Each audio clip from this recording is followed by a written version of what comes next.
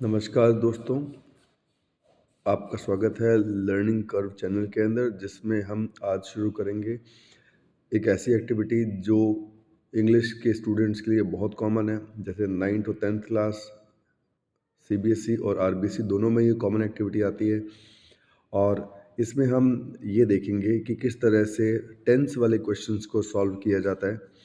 इसमें हमारा फोकस दो चीज़ों पर रहेगा। एक तो ये कि जब ब्लैंक सेंटेंस आएगा, जैसे एक ब्लैंक दिया हुआ है राइट, अब यहाँ पे आपको क्या आंसर भरना है, अब पहचानना कैसे है, क्योंकि सही टेंस आप तब भर पाएंगे, सही हेल्पिंग वर्ब तब भर पाएंगे, मेन वर्ब तब भर पाएंगे जब आपको सही टेंस का पता होगा। तो हम दो चीज़ों पर फोकस करेंगे कि सबसे पहले तो सही टेंस पहचानना कैसे है, और दूसरी चीज़ हम अगर सही टेंस पहचान लेते हैं तो उसके बाद में सही हेल्पिंग वर्ब और मेन वर्ब कैसे फिल करनी है। ठीक है, तो बिना टाइम वेस्ट के स्टार्ट करते हैं फर्स्ट क्वेश्चन के साथ में। फर्स्ट क्वेश्चन कहता है they dash build a new power station at the moment. अब इसके अंदर कीवर्ड क्या है, हमने कीवर्ड पहले ही अंडरलाइन किए हुए हैं आपकी हेल्प के लिए ताकि टाइम वेस्ट ना हो वीडियो के अंदर। एट द मोमेंट एक कीवर्ड है। अब एट द मोमेंट बताता है कि ये टेंस प्रेजेंट कॉन्टिन्यूस का टेंस है। प्रेजेंट कॉन्टिन्यूस के अंदर हेल्पिंग वर्ब्स होती हैं इज, एम, आर, और मेन वर्ब के साथ लगता है आईएनजी। तो दे एक प्लूरल है, प्लूरल के साथ में लगेगा आर और बिल्ड में लग जाएगा आईएनजी, तो आंसर होगा आर बिल्डिंग। ठीक है, they are building a new power station at the moment, यानी अभी चल रहा है, बिल्ड हो रहा है ये। ठीक है, सेकंड सेंटेंस देखिए बच्चों, हर सेंटेंस में आपको जरूर नहीं कीवर्ड मिले। आप बोलेंगे सेकंड सेंटेंस में ही कीवर्ड नहीं मिल रहा, फिर क्या करें। तो हर सेंटेंस में कीवर्ड मिले जरूरी नहीं है, लेकिन कुछ ऐसी चीज़ होगी जिससे आपको उसके टेंस का पता चल जाएगा। जैसे सेकंड सेंटेंस में पता लगाने वाली चीज़ क्या है, ये एक यूनिवर्सल ट्रुथ है।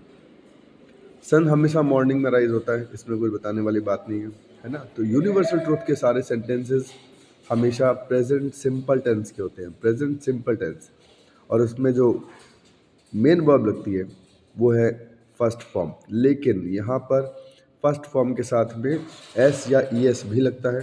अगर सब्जेक्ट आपका सिंगुलर है तो सन सिंगुलर है, एक ही सन है, तो उसके साथ राइज, क्योंकि ब्रैकेट में जितने भी वर्ब दे रखी है वो फर्स्ट फॉर्म होती है। राइज है, राइज के बाद राइज के साथ में आपका एस लग जाएगा, तो ये हो जाएगा the sun rises in the morning.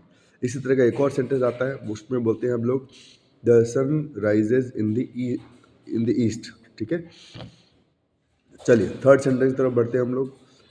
अब ये कह रहे हैं I dash my grand father in the nursing home every Friday. हालांकि हमने आंसर ऑलरेडी भर रखे, बट आंसर इतना इंपॉर्टेंट नहीं है। आंसर से ज़्यादा इंपॉर्टेंट है सही कीवर्ड की पहचानना कैसे है, क्योंकि जरूरी नहीं कि ये सेंटेंस आपके आए, इस तरह का सेंटेंस जरूर आ सकता है। तो कीवर्ड है इसका एवरी फ्राइडे। जब भी एवरी के साथ में कोई टाइम आ गया, जैसे every Sunday, every Monday, every month, every first of the month, है ना, तो हम उसके साथ हमेशा प्रेजेंट सिंपल यूज़ करेंगे। प्रेजेंट सिंपल में आई के साथ हम विजिट लगाएंगे, यानी फर्स्ट फॉर्म लगेगी। एस और यस नहीं लगेगा, क्योंकि आई, यू, वी, दे और प्लूरल के साथ में कभी एस और यस नहीं लगता। ठीक है, चलिए अगला, माई favourite country is Canada. I dash bracket में दिया हुआ बी देयर 4 टाइम्स। बी बच्चों एक वर्ब है, याद रखना। बी की को किस तरह से यूज़ करते हैं, बी यूज होता है, इसकी फर्स्ट फॉर्म है बी, सेकंड फॉर्म है वॉज और थर्ड फॉर्म है बीन।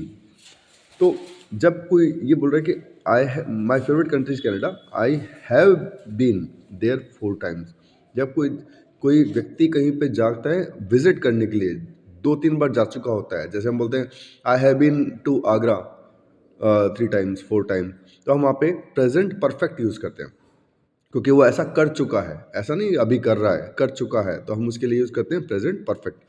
आई के साथ आएगा आपका हैव, क्योंकि आई के साथ हैव का यूज़ होता है, और बी की थर्ड फॉर्म आ गई आपके बीन, क्योंकि प्रेजेंट परफेक्ट में हमेशा थर्ड फॉर्म लगती है।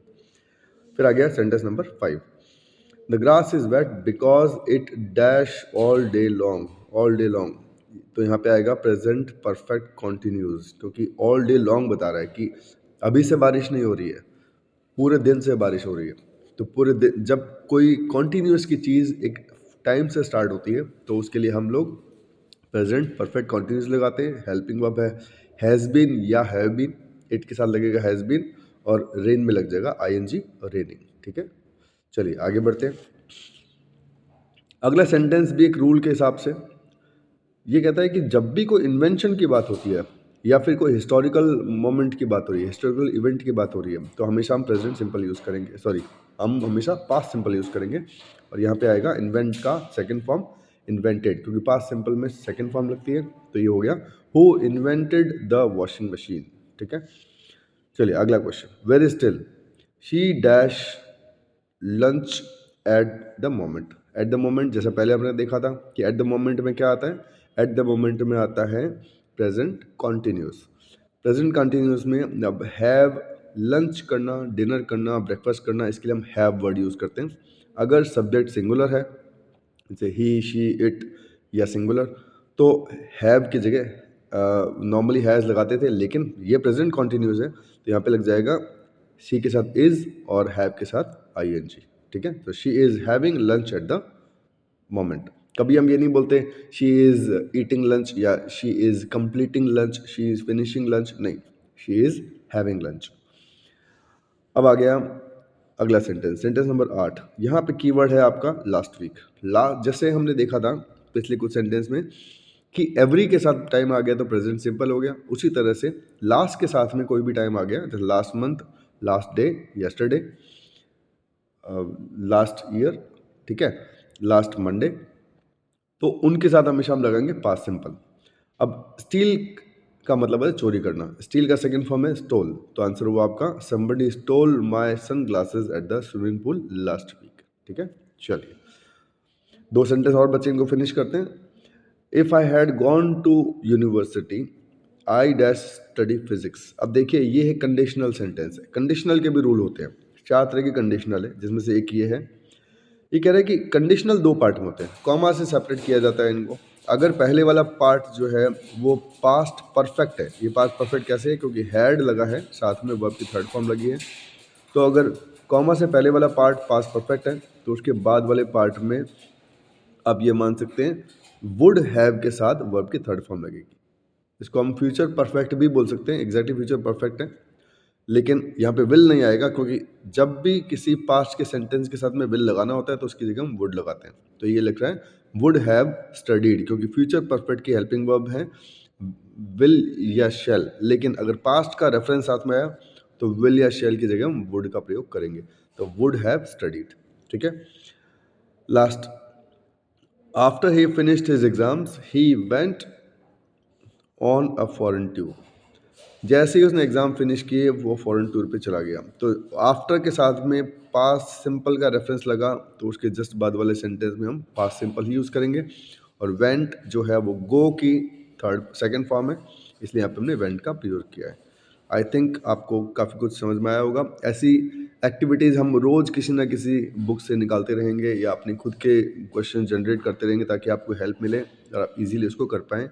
आई होप आपको क्लियर होगा, और कोई डाउट हो तो आप अपने कमेंट्स में लिख सकते हैं। Thank you so much.